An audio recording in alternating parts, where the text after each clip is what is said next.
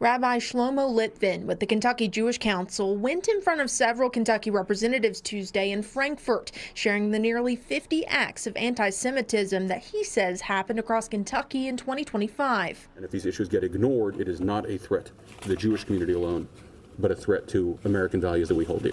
Litvin says these acts of anti-Semitism fall under the International Holocaust Remembrance Alliance's definition of the term, which says things like stereotyping Jewish people and minimizing the scale of the Holocaust fall under anti-Semitism. But Louisville-based Jewish activist Hani Goldman says this viewpoint disregards free speech.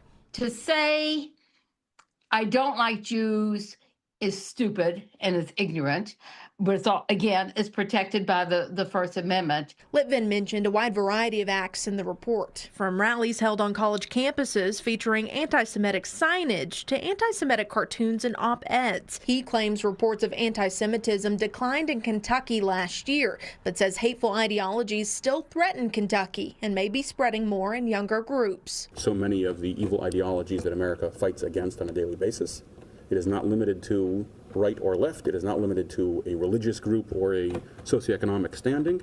Immorality is found everywhere, and as such, anti-Semitism is found everywhere. Goldman says while anti-Semitism does exist here in the Commonwealth, she wants everyone to do more research about what's being reported. And we must not be over-exaggerating.